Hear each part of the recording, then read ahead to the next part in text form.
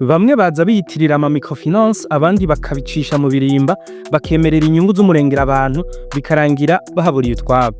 Amafaranga yababa imiriyaridi 10 z'amarundi niyo amaze gusahurwa abanyagihugu biciye mu migwi mitomito yo kuziganya no kuguranana yo mu kibano, groupements financiers communautaires. Vyatangajwe ni banki nkuru y'igihugu BRB kuwa 20 Gitugutu uyu mwaka wa 2025. Uwo munsi Simplice Nsabiyumva ajejwe igisata muri iyo banki kigenzura ikoreshwa ry'amafaranga yararamutse avunira akagohe abasamara bakabitsa amahera yabo ahatariho bizeye ngo bazungukirwa yamara bikarangira bibye. Byose si microfinance.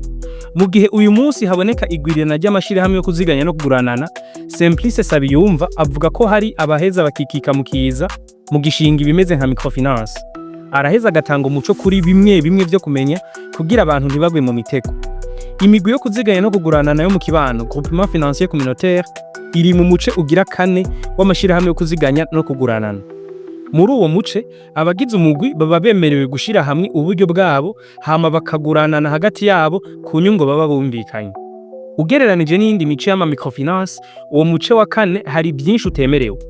Bimwe muri byo nuko nk'amahera baziganya bitemewe ko bayahabwa ko inyungu nkuko bikorwa ku baziganya mu mabanki canke mu yandi ma microfinance yo mu mice 3 ya mbere.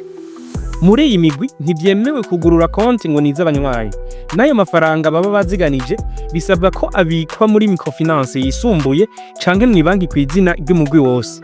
Imigwi yo kuziganya no kuguranana yo mu kibano akenshi bigizwe n'ibirimba ibizwi nk'amasilk canke VSLA n'ibindi bisa n'ivyo.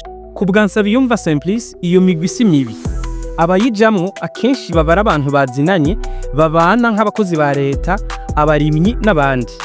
Bariyumvikanira uko bazunguka, bakiyumvikanira nuko bahana ingurane.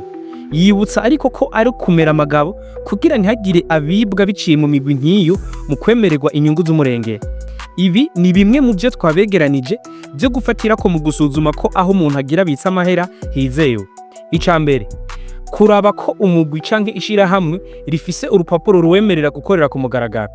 Ku migwi yo kuziganya no kuguranana yo mu kibano ibwirizwa kuba yariyandikishije mu kibano ikongera ikabizwi mu ntwara.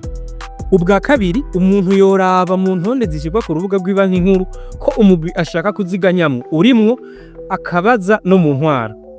Ubwa gatatu, umuntu yo kwiyubara mu gihe aho ashaka kuziganya bamwemerera inyungu z'umurengera. Amabanki n'ama microfinance yo mu Burundi yonyene ubwayo ntarenze inyungu y'ibice 7% ku mafaranga bikicwa. Muri ka kagohe BRB iherutse kuvunira ababitsa mu migwi turiko turavuga, Nsabiyumva Simplice yamenyesheje ko imigwi yo kuziganya no kuguranana yo mu kibano ishika 160 ari izwi ni banki nkuru gushika uyu munsi.